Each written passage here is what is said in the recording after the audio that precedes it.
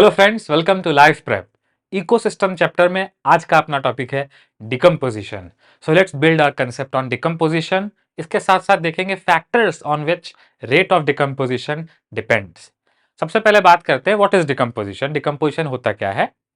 सो decomposition basically वो process है जिसमें डेड ऑर्गेनिक मैटर, जो लिविंग ऑर्गेनिजम्स ऑर्गेनिक मैटर बनाते हैं, फॉर एग्जाम्पल प्लांट के स्ट्रक्चर में जो ऑर्गेनिक मैटर है, जो सेल्यूलोज है, जो प्रोटीन है, जो रूबिस्को है, जो फैट है, जो ऑयल है, सो जो ऑर्गेनिक मैटर प्लांट बनाते हैं या जो ऑर्गेनिक मैटर ऑर्गेनिजम्स बनाते हैं, वो जब डाई हो जाता है, जैसे फीकल मैटर वो डाई फॉर्म में है, प्लांट का लीफ गिर गया वो डाई हो गया, तो प्लांट का पार्ट डाई हो गया, ऑर्गेनिज्म का फीकल मैटर निकल गया, so on and so forth there can be an forms of dead organic matter. So ये जो डेड ऑर्गेनिक मैटर है, जो फॉलन लीफ का, फीकल मैटर का, एटसेट्रा का बना हुआ है, इसको हम लोग बोलते हैं डेट्राइटस। क्या बोलते हैं? डेट्राइटस। डेट्राइटस डेट्राइटस क्या होता है?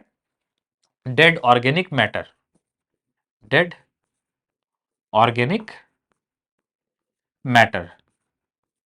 अब जनरली इस ये किन किन चीजों का बना होता है detritus? In general you can say detritus consist of, it consist of fallen leaves, और प्लांट के बहुत से पार्ट भी फॉल ऑफ होते हैं। फॉर एग्जाम्पल फ्रूट गिर जाता है प्लांट का, फ्लावर गिर जाता है, सीड गिर जाता है, ठीक है। So an other parts. अगर एनिमल्स की बात करें, so dead dead organisms, dead organisms.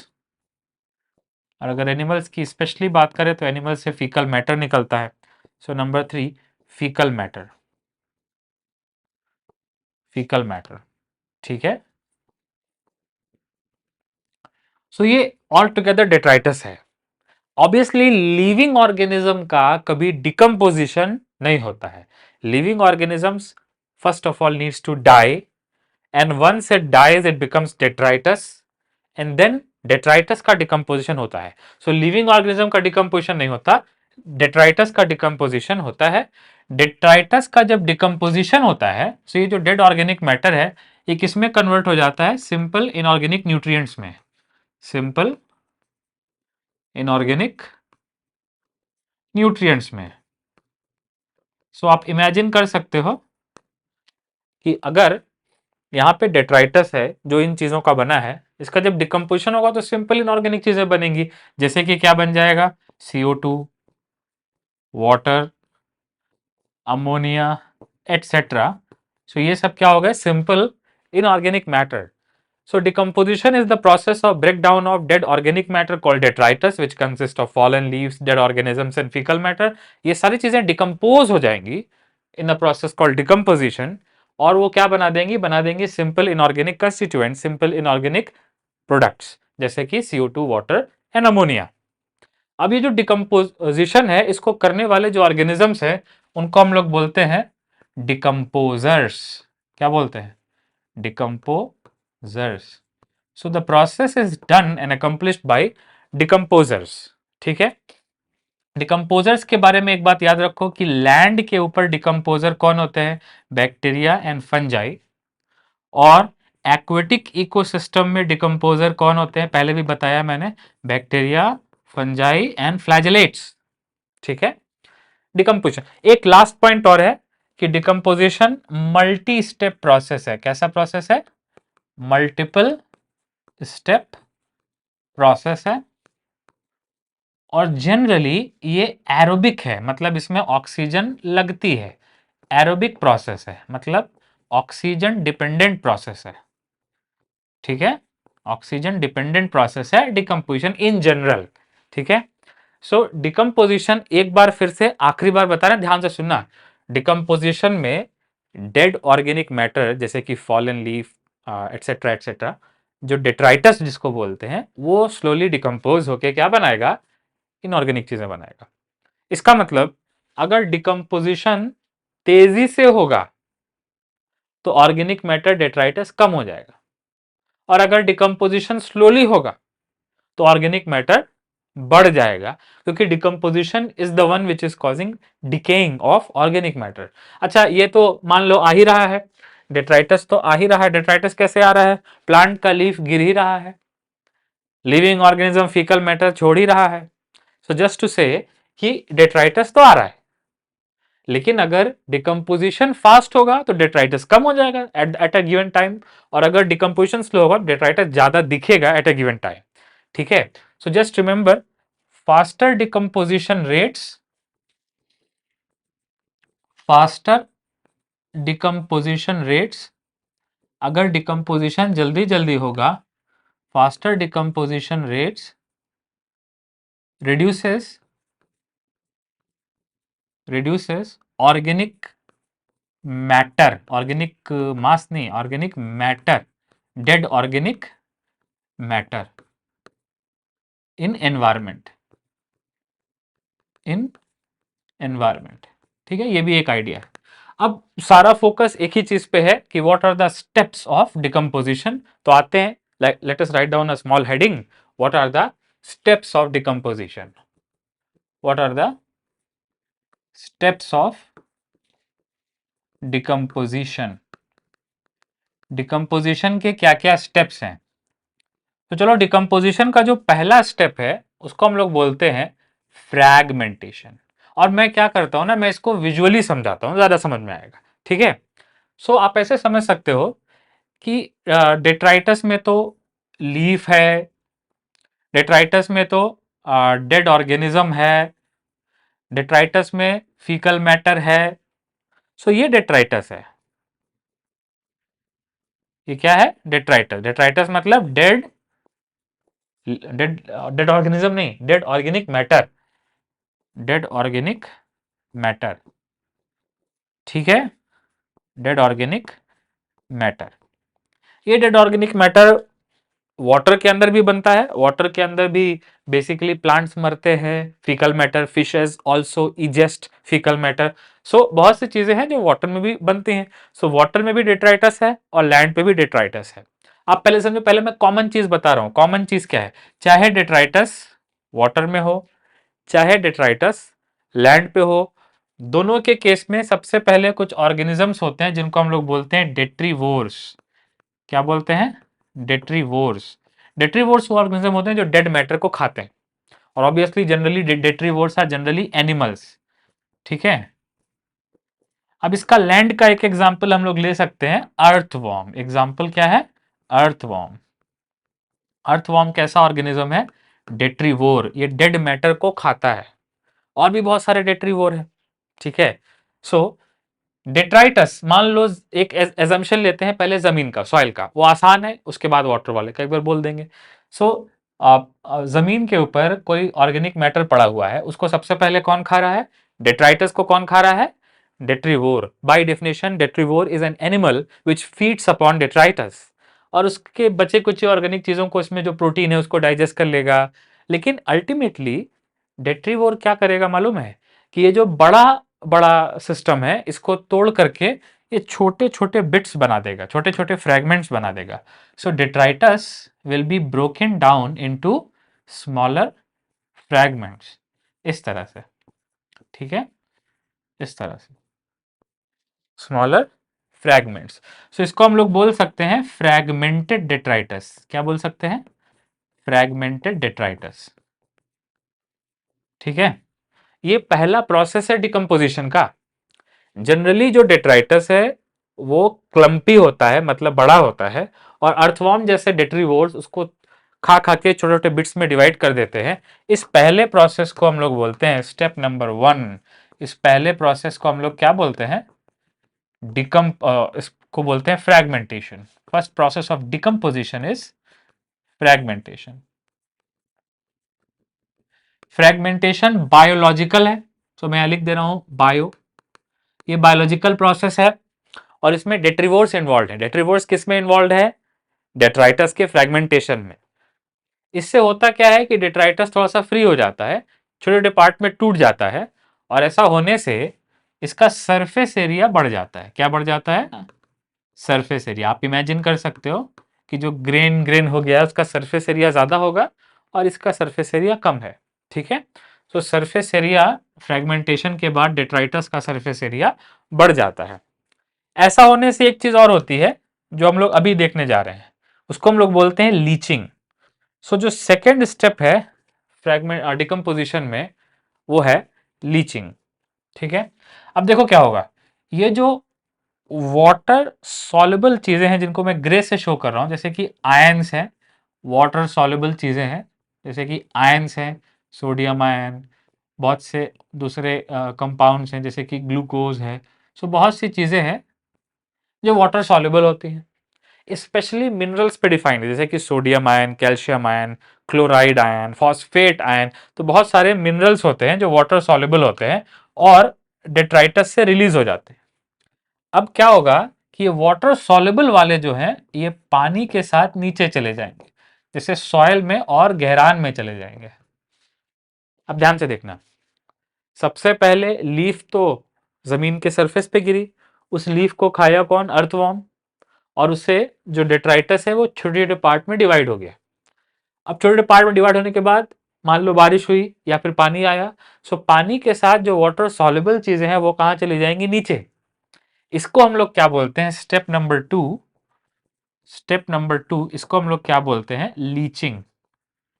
क्या बोलते हैं, लीचिंग। और लीचिंग बायोलॉजिकल नहीं है, तो फिजिकल प्रोसेस है जिसमें वाटर सॉल्युबल चीजें नीचे चली जा रही है, मतलब जमीन के अंदर चली जा रही है। ठीक है, so leaching is physical process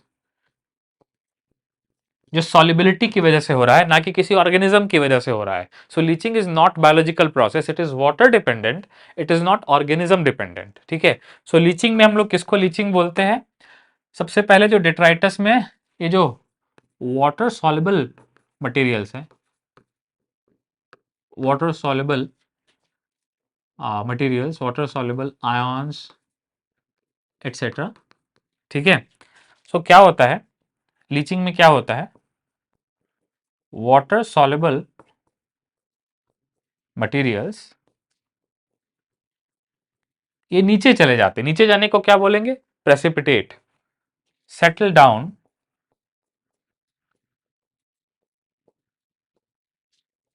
and precipitate, नीचे चले जाते हैं, settle down and precipitate to lower layers, अगर सॉइल पे हो रहा है तो to lower levels of soil. अब कॉमन सेंस, अगर ये जमीन के नीचे चले जाएंगे तो प्लांट की पहुंच से दूर चले जाएंगे, मतलब प्लांट की लीफ गिरी, उसका जो मिनरल है वो फिर से प्लांट में आना चाहिए था, लेकिन प्लांट की जो लीफ गिरी उसका जो मिनरल निकला वो मिनरल नीचे चला गया, प्लांट की पहुंच से, प्लांट की रूट से दूर चला गया। सो आइडिया ये है कि सबसे पहले डिट्राइटस फ्रैगमेंट होगा, फ्रैगमेंट होने के बाद जो उसके इनऑर्गेनिक चीजें हैं वो कहां चली जाएंगी, नीचे चली जाएंगी। अगर लीचिंग ना हो, अगर सारा इनऑर्गेनिक वहां रुक जाए तो सॉइल में जो सैलाइनिटी है, जो मिनरल है वो ज्यादा हो जाएगा। अगर लीचिंग बहुत ज्यादा हो तो सॉइल के अंदर मिनरल कम हो जाएगा। इसका मतलब लीचिंग बहुत ज्यादा होना भी बुरी बात है और लीचिंग बहुत कम होना भी बुरी बात है। Leaching should be just so, leaching उतनी होनी चाहिए जितनी जरूरी है। अगर लीचिंग कम हो रही है, so as a result there will be build up of salts, minerals. अगर लीचिंग कम हो रही है so there will be build up of minerals. अगर लीचिंग ज्यादा हो रही है then there will be too little minerals in the soil left. ठीक है, so there should be leaching but not too much leaching. ठीक है, so water soluble minerals settle down and precipitate to lower layers of soil। जो mineral नीचे चला गया वो available है या प्लांट के लिए अनअवेलेबल है, अनअवेलेबल है। ठीक है, सो क्या लिखेंगे, and become unavailable salt, and become unavailable salt, वो मिनरल अब अवेलेबल नहीं है। सो पहला प्रोसेस क्या था, फ्रेगमेंटेशन, उसमें डेट्रीवोर ने एरिया बढ़ा दिया, छोटे छोटे फ्रेगमेंट में डिवाइड कर दिया। नेक्स्ट दूसरा प्रोसेस क्या है, लीचिंग, इसमें वाटर सॉल्युबल चीजें नीचे चली गई, जो बचा वो क्या है, वाटर इनसॉल्युबल वाला, और थोड़ा बहुत आयंस बच गए हैं। ठीक है, सारे आयंस कंप्लीटली लीच नहीं होते। ठीक है, अब जो तीसरा प्रोसेस होगा डिकम्पोजिशन का वो ध्यान से सुनना, ये जो बचा हुआ ऑर्गेनिक मैटर है, ये जो ऑर्गेनिक मैटर है जो यहाँ पे बचा हुआ वाटर इनसॉल्युबल नहीं, जो ऑर्गेनिक मैटर है, ये अब डिकम्पोज होगा किसमें? डिकम्पोज होगा किसमें? इनऑर्गेनिक में। इनऑर्गेनिक में।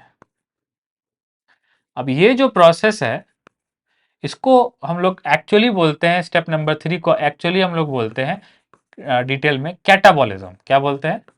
कैटाबॉलिज्म। और अगर हम लोग सॉइल की बात करें, सो कैटाबॉलिज्म कौन करता है? डिकम्पोजर्स। कौन करता है? डिकम्पोजर्स। मतलब कैटाबॉलिज्म जो है ये बायोलॉजिकल प्रोसेस है, बायोलॉजिकल प्रोसेस है। और इसको कौन करता है? डिकम्पोजर। डिकम्पोजर आप जानते हो, बैक्टीरिया और फंजाई। लैंड के ऊपर डिकम्पोजर कौन है? बैक्टीरिया और फंजाई। ठीक है। नाउ ऑर्गेनिक मैटर इनऑर्गेनिक में बदलेगा, इसके इसके लिए एंजाइम्स लगेंगे। फॉर एग्जांपल प्रोटीन का प्रोटियोलिसिस होगा, for example in this case glucose का रेस्पिरेशन होगा, फैटी एसिड का ऑक्सीडेशन होगा, नाइट्रोजनस कंपाउंड का अमोनिफिकेशन होगा। सो जस्ट टू से ऑर्गेनिक मैटर इनऑर्गेनिक में कन्वर्ट होगा, और इसमें बैक्टीरिया और फंजाई के क्या इन्वॉल्व होंगे? एंजाइम्स। तो मैं लिख दे रहा हूं ये कैसा प्रोसेस है? एंजाइमेटिक प्रोसेस है। और आप जानते हो जो कोई भी चीज एंजाइमेटिक होती है, सो वो टेम्परेचर और पीएच डिपेंडेंट होती है। हम लोगों ने पहले ही बायोमोलिक्यूल चैप्टर में पढ़ा था कि enzyme activity is influenced by pH and enzyme activity is influenced by temperature. ठीक है।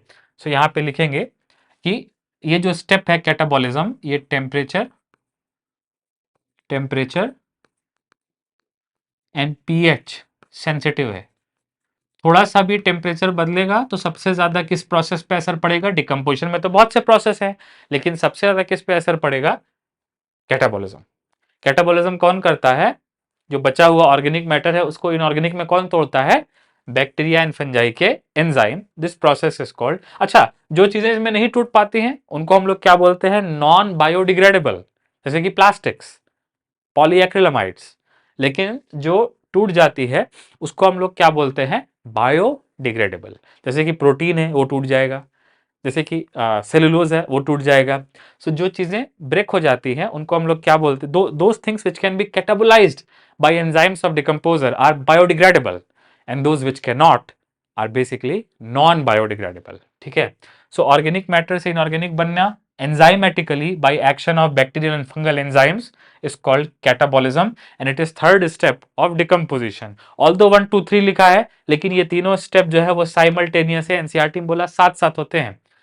फॉर एग्जाम्पल एक समय पे प्लांट से डेट्राइटस गिर रहा है, एनिमल से डेट्राइटस बन रहा है, वो डेट्राइटस को अर्थवर्म खाता रहेगा। एट द सेम टाइम जो फ्रेगमेंट हुआ डेट्राइटस है वो लीच होता रहेगा। एट द सेम टाइम उसमें से ऑर्गेनिक मैटर जो है बचा वाला वो इनऑर्गेनिक में कैटाबोलाइज होता रहेगा। तो ये सारी चीजें होती रहेंगी। ठीक है।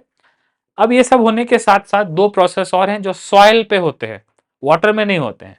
As a matter of fact ये जो तीन है ये सॉइल पे भी होते हैं और वाटर पे भी होते हैं। कौन कौन से?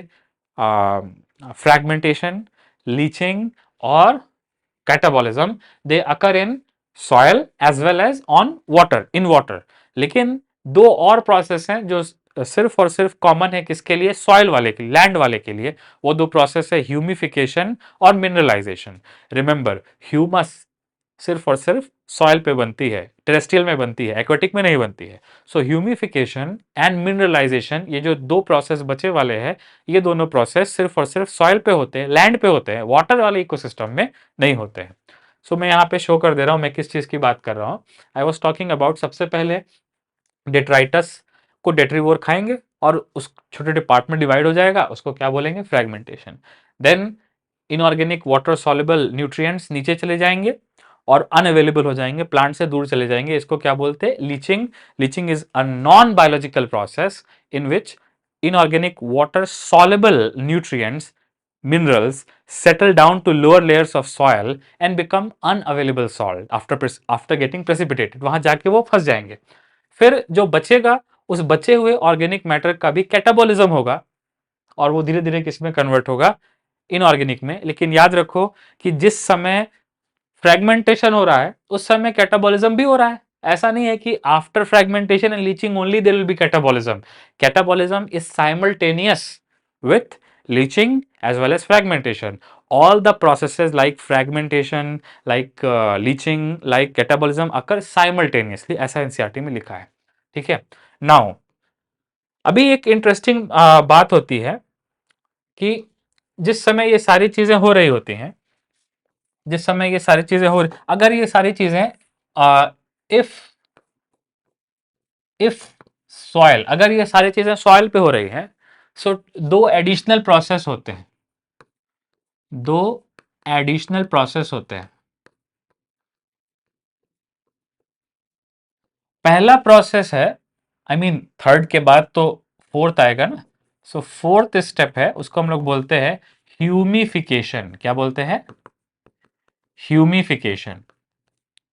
और इसमें ऑब्वियसली ह्यूमस बनती है, ह्यूमस फॉर्मेशन, ह्यूमस फॉर्मेशन.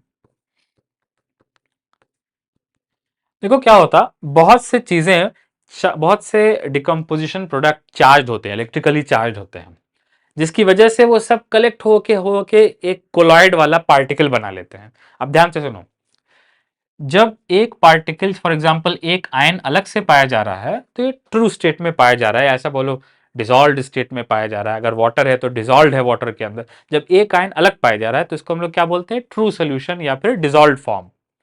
लेकिन अगर ये कई सारे मिनरल्स के साथ पाया जा रहा है, फॉर एग्जांपल इस तरह का कुछ, ठीक है, इसमें ग्लूकोज भी है, इसमें बहुत सारे मटेरियल हैं, इसमें कैल्शियम आयन भी है, ठीक है, इसमें सल्फेट भी है. तो अगर आप इमेजिन कर सकते हो, अगर इसमें ढेर सारे, बहुत सारे सॉल्ट सब मिले हुए पाए जा रहे हैं, इस तरह से लंपी फॉर्म में पाया जा रहा है, सो इसको हम लोग बोलते हैं कोलॉइड. क्या बोलते हैं? कोलॉइड. कोलॉइड के अंदर ये सारे आयंस, ये सारे मॉलिक्यूल्स इलेक्ट्रोस्टैटिकली आपस में अटैच होते हैं. कैसे अटैच होते हैं? इलेक्ट्रोस्टैटिकली. मैं लिख दे रहा हूं, इलेक्ट्रोस्टैटिकली. ठीक है.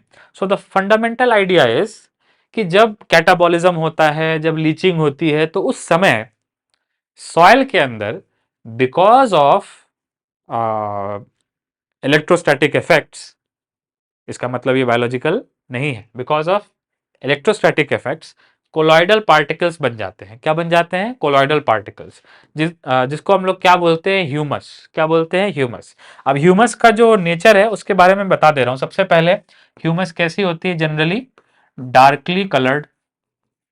ह्यूमस कैसी होती है? ह्यूमस का कलर जनरली कैसा होता है? डार्क. नेक्स्ट, ह्यूमस जो है उसकी कोई शेप नहीं होती. You can imagine some particles will be that shape, other particles will be some other shape. तो इसकी कोई शेप नहीं होती. जिसकी शेप नहीं होती उसको हम लोग क्या बोलते हैं? एमॉर्फस.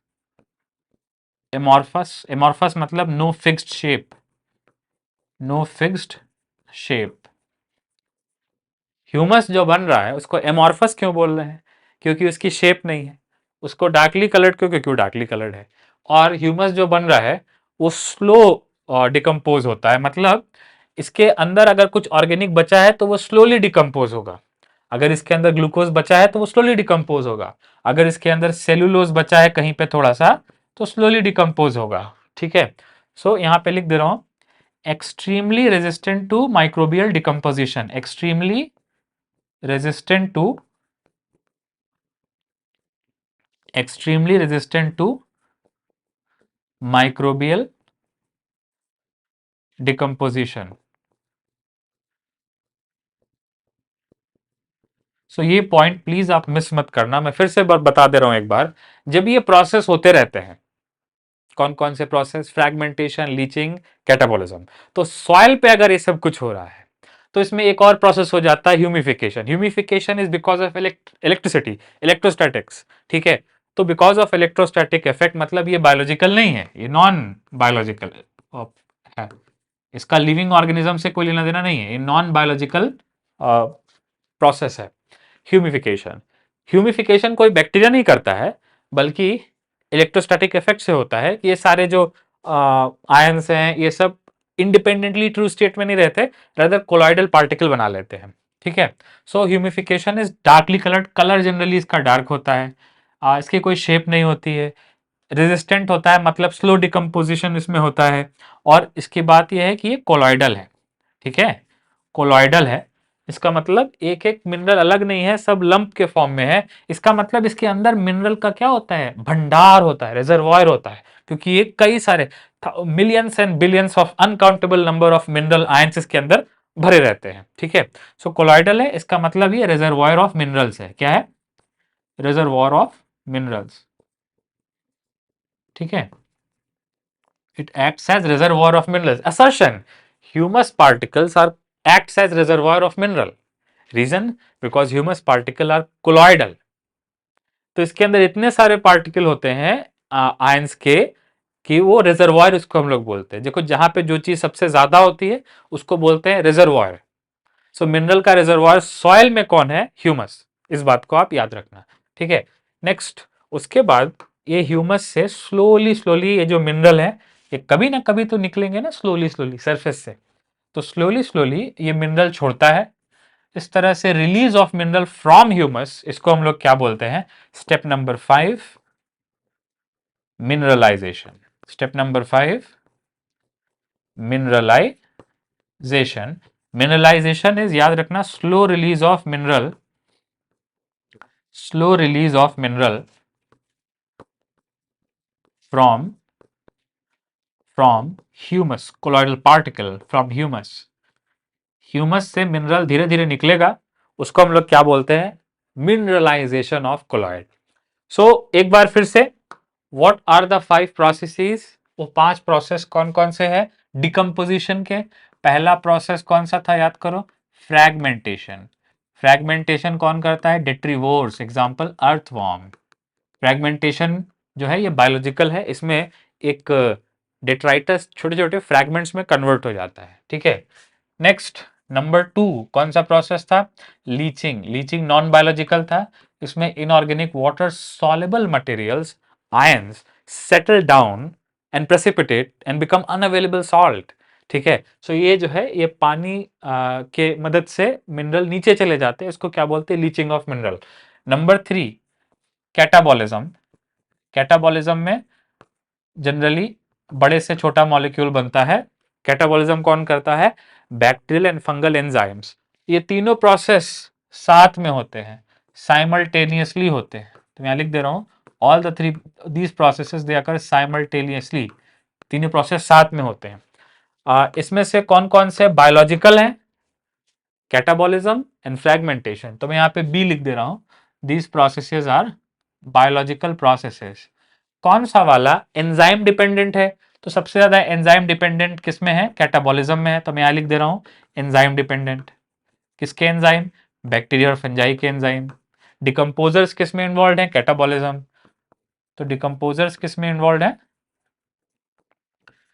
कैटाबॉलिज्म में इन्वॉल्व है। और तो और यहां पे आप ये भी बोल सकते हो कि कैटाबॉलिज्म में सबसे ज्यादा टेम्परेचर और पीएच सेंसिटिविटी है। सो मैं यहां लिख दे रहा हूं टेम्परेचर, मॉइस्चर और पीएच सेंसिटिव। सबसे ज्यादा टेम्परेचर, पीएच और मॉइस्चर सेंसिटिव प्रोसेस कौन सा है, कैटाबॉलिज्म। तो याद रखना कैटाबॉलिज्म बहुत इंपॉर्टेंट है, लेकिन ये जो तीनों प्रोसेसेस हैं ये साइमल्टेनियसली होते हैं, ठीक है। एक और इसमें पॉइंट क्या जोड़ना है कि ऑन सॉयल, ये जो है ये तो वाटरी मतलब एक्वेटिक में भी हो रहा है, टेरेस्ट्रियल में भी हो रहा है, लेकिन टेरेस्ट्रियल में 2 एडिशनल स्टेप्स होते हैं, 2 एडिशनल स्टेप्स, 2 एडिशनल स्टेप्स, जिसमें से 4th स्टेप कौन सा हो जाएगा, ह्यूमिफिकेशन। ह्यूमिफिकेशन भी नॉन बायोलॉजिकल है। ह्यूमिफिकेशन में इलेक्ट्रोस्टैटिक इफेक्ट्स की वजह से जो आयंस हैं और जो मॉलिक्यूल्स हैं, जो ऑर्गेनिक इनऑर्गेनिक है, वो लंप करके एक कोलॉइडल पार्टिकल बना लेते हैं, जिसको बोलते हैं ह्यूमस। ऐसे an number of colloidal particles बन सकते हैं। वो डार्कली कलर होता है, उसका कोई शेप नहीं होता है, उसके अंदर बहुत सारे मिनरल्स का बेसिकली रिजर्वायर होता है और स्लोली डिकम्पोज होता है। नंबर 5 नंबर पे, इसी ह्यूमस से जो स्लोली मिनरल निकलेगा उस प्रोसेस को क्या बोलते हैं, slow release of minerals is called mineralization. Interestingly humification पे मिनरलाइजेशन डिपेंडेंट है, तो अगर वाटर के अंदर ह्यूमिफिकेशन नहीं हो रहा है तो वाटर के अंदर मिनरलाइजेशन भी नहीं हो रहा है. So these two occur only on terrestrial ecosystems and these three occurs in both. इसका मतलब डिकम्पोजिशन ऑन लैंड का डिकम्पोजिशन इन टेरेस्ट्रियल के 5 स्टेप ये हैं. What are the 5 steps of decomposition on terrestrial ecosystem? Number 1, fragmentation. Breakdown of large detritus particle into smaller particles, thereby causing increase in surface area by organisms like earthworm which are detrivores. इसको क्या बोलते हैं? Fragmentation. Next, leaching. Water soluble inorganic nutrients or minerals, they settle down and become unavailable salt after precipitation on the rocks to lower layers of soil. उसको हम लोग क्या बोलते हैं? Leaching. Then you have catabolism. Catabolism का मतलब breakdown of larger molecules into smaller molecules, generally organic molecules into inorganic molecules, amino acid into ammonia, glucose into CO2, breakdown of larger molecules into smaller molecules by the action of bacterial and fungal enzymes. Bacterial and fungal को हम लोग क्या बोलते हैं? Decomposer. So enzyme dependent कौन है? Temperature, pH sensitive, moisture sensitive कौन है? डिकम्पोजर किसमें इन्वॉल्व है? So catabolism is very very important. Next, उसके बाद 2 एडिशनल स्टेप है जो सिर्फ सॉइल पे होते हैं. Formation of darkly coloured amorphous reservoir particle, colloidal particle, which decomposes at very slow rate, is called humification, and that particle is called humus particle. Next, mineralization में slow release of mineral होता है from the surface of colloidal particle of humus. तो ये जो 5 step है decomposition के, ये land पे होने वाले 5 स्टेप्स हैं. अगर इसको वाटर में लोगे तो ऊपर के 3 होंगे, नीचे के 2 नहीं होंगे. बाय द वे, ऊपर के 3 एक साथ होते हैं और ये हो जाएगा. उसके बाद सॉइल पे ये दोनों चीजें इनसे डिपेंडेंट है. ठीक है, इसका मतलब कैटाबॉलिज्म होने के बाद ह्यूमिफिकेशन लैंड पे होगा. ठीक है, चलो ये एनसीईआरटी का परव्यू हो गया. अब एक छोटी सी चीज हम लोग बात कर लेते हैं, factors on which rate of decomposition depends. So this is a very small heading, but write down factors on which rate of decomposition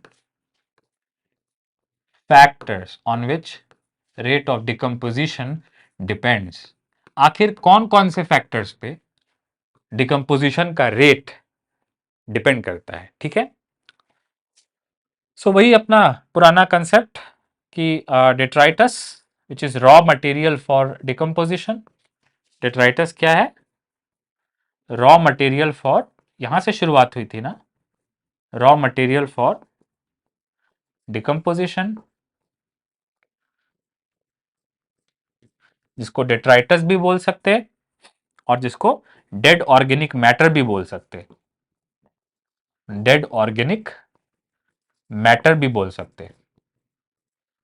ठीक है, so choose which ever you like, चाहे डेट्राइटस बोले चाहे डेड ऑर्गेनिक मैटर बोले. अब detritus किस में convert हो जाएगा?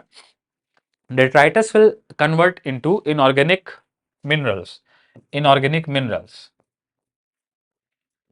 detritus will convert into inorganic minerals. इस प्रोसेस को क्या बोल रहे थे? डिकम्पोजिशन. अब आप नोटिस करना कि what are the things which favour faster decomposition. इसका मतलब अगर डिकम्पोजिशन तेज होने होगा तो इनऑर्गेनिक बढ़ेगा ना, मतलब ऑर्गेनिक कम हो जाएगा ना. सो सॉइल के अंदर इनऑर्गेनिक वाला तो हमेशा ज्यादा होता है, लेकिन ऑर्गेनिक वाला कब कम हो जाएगा? सो ऐसा लिखना चाहिए मुझे, रिडक्शन इन ऑर्गेनिक मैटर. अब ये कहना सेम है, कब ऑर्गेनिक मैटर कम हो जाएगा? जब फास्टर डिकम्पोजिशन हो, which means faster decomposition. Faster decomposition, by the way ये कब होगा faster decomposition? You can presume कि ये कब होगा? जब वार्म एंड मॉइस्ट कंडीशन हो. मतलब फिजिकल कंडीशन कैसी हो? वार्म एंड मॉइस्ट हो, मतलब टेम्परेचर आइडियल हो, रेफ्रिजरेशन ना हो, मतलब बहुत आइस ना हो, ऐसा कुछ ना हो, तो वार्म. और जब ड्राई ना हो तो क्या बोलेंगे? मॉइस्ट. और जब एरोबिक कंडीशन हो, मतलब O2 अवेलेबल हो, O2 क्या हो, अवेलेबल हो, ठीक है। सो जब एरोबिक कंडीशन हो, जब वार्म एंड मॉइस्ट हो, या डेट्राइटस में sugar, detritus rich in nitrogen compounds and sugar, nitrogen compounds and sugars, या ऐसे बोल सकते हो वाटर सॉल्युबल कंपाउंड्स। सो अगर ऑर्गेनिक मैटर वाटर सॉल्युबल है, फॉर एग्जांपल शुगर, अगर एरेबिक कंडीशन है और अगर वार्म एंड मॉइस्ट कंडीशन है, सो इस केस में डिकम्पोजिशन तेजी से होगा और ऑर्गेनिक मैटर जो है वो कम हो जाएगा, ठीक है। We can also build our concept कि कब ऑर्गेनिक मैटर बढ़ जाएगा, ठीक है। ऑर्गेनिक मैटर बढ़ कब जाएगा, so increase in organic content, increase in organic matter, increase in organic matter is same as slower decomposition। अगर डिकम्पोजिशन बहुत धीरे धीरे होगा तो सॉइल के अंदर ऑर्गेनिक मैटर यानी डेट्राइटस बढ़ जाएगा ना, क्योंकि डिकम्पोजिशन स्लोली हो रहा है, डेट्राइटस बढ़ जाएगा, ठीक है। सो यहां पे क्या लिखना चाहिए, cold and dry, warm and moist का अपोजिट क्या हो जाएगा, कोल्ड एंड ड्राई। आपने देखा होगा बहुत सारे फूड आइटम्स पे, बहुत सारी दवाओं पे लिखा रहता है store in cool and dry place to prevent them from decomposition. अगर अपने खाने को आप वार्म एंड मॉइस्ट जगह रखोगे तो वहां बैक्टीरिया फंजाई उसके ऊपर इन्वेट कर देंगे, लेकिन अगर कूल एंड ड्राई होगा तो वहां पे बैक्टीरिया और फंजाई ग्रो नहीं करते, ठीक है। अगर कंडीशन एनारोबिक है, जिसको हम लोग बोलते हैं एनएरोबायोसिस, मतलब life in absence of oxygen. So anaerobiosis मतलब O2 नहीं है या O2 जो है वो एब्सेंट है, तो इस केस में भी डिकम्पोजिशन का रेट कम होगा और ऑर्गेनिक मैटर बढ़ जाएगा। नेक्स्ट, डेट्राइटस में अगर ऐसे केमिकल्स है जिनके एंजाइम्स रेयर है, तो उस केस में भी डिकम्पोजिशन का रेट जो है वो स्लो रहेगा। For example detritus rich in lignin chitin. अब जो लिग्निन है और जो काइटिन है, इसका जो एंजाइम होता है काइटिनेज और लिग्निन को डाइजेस्ट करने वाले जो एंजाइम्स होते हैं, ये बहुत कॉमन नहीं है। सो अगर डेट्राइटस में ऐसी चीज है जिसको डाइजेस्ट करने वाले एंजाइम्स बैक्टीरिया में कम पाए जाते हैं, सो उस केस में जो डेट्राइटस है वो लॉन्ग लिव्ड होगा। अब याद करो कि अगर शुगर है, वाटर सॉल्युबल चीजें हैं, तो डेट्राइटस जो है वो तेजी से डिकम्पोज करेगा। Faster decomposition when detritus chemically consist of sugar, nitrogenous compounds and water soluble materials. लेकिन अगर वाटर इनसॉल्युबल मटेरियल है या फिर लिग्निन काइटिन है, तो उस केस में decomposition rate will be slower. और क्योंकि डिकम्पोजिशन स्लोली हो रहा है और डेट्राइटस आता जा रहा है, तो बायोमास डेट्राइटस का बढ़ जाएगा। So you just have to remember कि जो केमिकल कंपोजिशन ऑफ डेट्राइटस है, कि क्या उसमें शुगर है या फिर उसमें lignin chitin, that also is a factor while studying about the rate of decomposition. So decomposition का रेट किस पे डिपेंड करता है, अगर बोला जाए कौन कौन सी चीजों पे डिपेंड करता है, सो डिपेंड करता है नंबर 1 क्लाइमेटिक कंडीशंस पे, क्लाइमेटिक कंडीशंस पे। अब क्लाइमेटिक कंडीशंस दो कौन कौन सी हो सकती हैं, आप देखो कोल्ड ड्राई वार्म मॉइस्ट, तो दो कौन कौन सी हो सकती हैं, टेम्परेचर और मॉइस्चर, टेम्परेचर एंड मॉइस्चर, ठीक है। Next number 2, rate of decomposition also depends upon oxygen availability, क्योंकि डिकम्पोजिशन एरोबिक प्रोसेस है, सो ऑक्सीजन है तो डिकम्पोजिशन फास्टर होगा, नहीं है तो स्लोअर होगा। और number 3, rate of decomposition also depends upon chemical composition of detritus, chemical composition of detritus। अगर ऑर्गेनिक मैटर में जिसको डिकम्पोज किया जाना है, अगर उसके अंदर शुगर है तो उसका डिकम्पोजिशन फास्टर, अगर उसमें लिग्निन काइटिन है तो सेम डेट्राइटस का जो डिकम्पोजिशन है सेम फिजिकल कंडीशन में वो स्लो हो जाएगा। Thank you so much for watching. This was a very important lecture on decomposition. याद रखो decomposition is main topic of this chapter. आज हम लोगों ने देखा कि लैंड के डिकम्पोजिशन पे 5 प्रोसेसेस होते हैं। एक बार आखिरी बार उनका नाम ले लेते हैं। सबसे पहले fragmentation, then you have leaching, then you have catabolism followed by humification and leach and finally mineralization। ये जो लास्ट के दो है ये सिर्फ सॉइल पे होते हैं। Thank you so much for watching. I will see you in the next video.